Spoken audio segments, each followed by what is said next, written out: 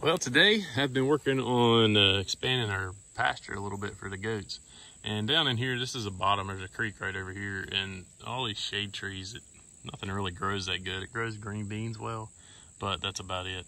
So I'm gonna go ahead and I'm gonna fence this in, and it's fall, late fall here in North Carolina. And I'm gonna go ahead and plant some annual ryegrass and go ahead and try to give these goats something to eat on during the winter so they don't go through quite as much hay. Well, do you ever have those days you just feel about dumb? I've spent about 30 minutes this morning looking for a top link. I've got two of them, but this one doesn't quite go up short enough. And I looked and looked and looked. I finally found it. It was up on my scrape blade where I keep it up above where I keep all my other implements. Finally found it, but it's feeling kind of dumb this morning. But what I wanted to say is a big problem you have on these old tires. They're loaded, so they're full of water. And a lot of times, you can see I had to put a little bit of air in this one. And a lot of times they'll leak around the valve cores. And you can run new valve cores in and out, put new valve cores in, and it'll still leak. But they'll last for a little while. But the biggest thing that seems to be helpful is these metal valve stem caps. They've got a gasket in there. You tighten those up on there and it saves you a lot of headache, a lot of worry. We're gonna do, we've got the old disc hooked up here to the 8N, and we're gonna go ahead and run through this and get it turned over a little bit. I don't have to do too crazy of a job. We're just sowing some grass seeds. So I'm gonna run through this real quick and get this planted. I've been putting this off for way too long. It's actually probably a little bit late to be planting ryegrass, but we're gonna give it a go. And the annual ryegrass seed is quite a bit cheaper than the perennial. And I'll probably just do this every fall. I'll disc it up and just plant some annual rye, and in the spring I'll throw out some cheap old grass seed and just keep them something good to eat on. But the biggest reason I wanted to do this is up in here, this is right up in there is where eventually one of these days we're gonna build a house. And I'd like to be able to see down in here, and it's just so thick up in there. It's thick as snot. I want those goats to get up there and eat a bunch of those briars out and clear it up a little bit for me. So killing two birds with one stone. So let's get going.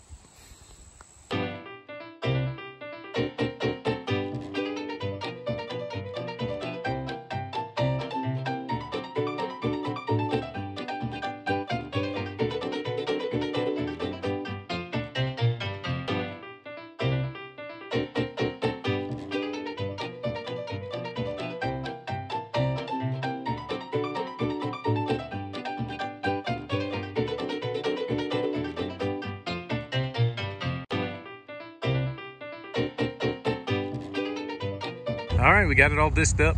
So now what we're gonna do is go ahead and change up the implements. We're gonna go ahead and get the drag hair, and we're gonna get it all nice and leveled out.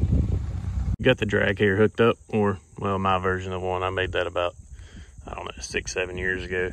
So we're just gonna go across this thing, put it in third gear and wide open, and we're gonna level this thing out, get it looking nice and pretty.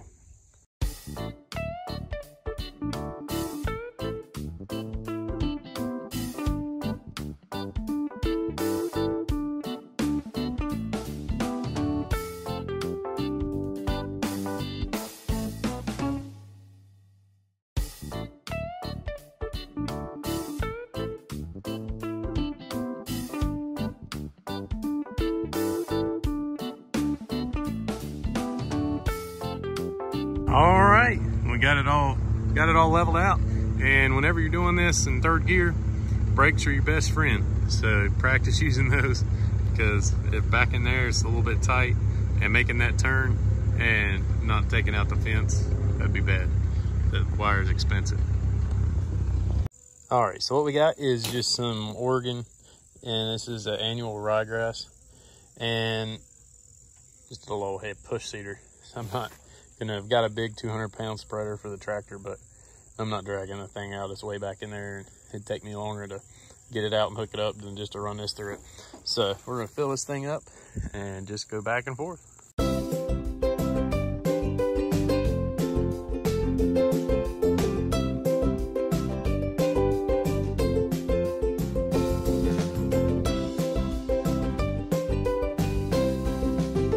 got it pretty good. I think I'm gonna go back through, and that was probably 20, 25 pounds. This is probably maybe an eighth of an acre. So I don't remember what the seed rate is. I think it's 100 pounds an acre. So we should be pretty close. But over in here, looks pretty good, pretty thick. So I'm gonna go through and just kind of touch up a few little areas, and especially around the edges. Right in here, see it's not very thick right in here, but that was a lot easier than dragging out that big old spreader.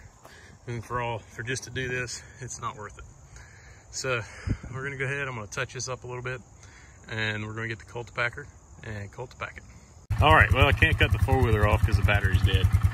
That thing drains the battery like crazy for some reason. I haven't used it in a long time. But this is a cultipacker, and it's got, you know, slotted wheels that force the seeds kind of down into contact with the surface, so they don't really get washed away and they germinate.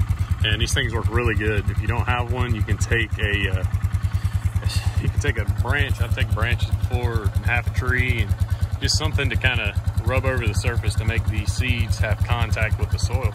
So let's get this done.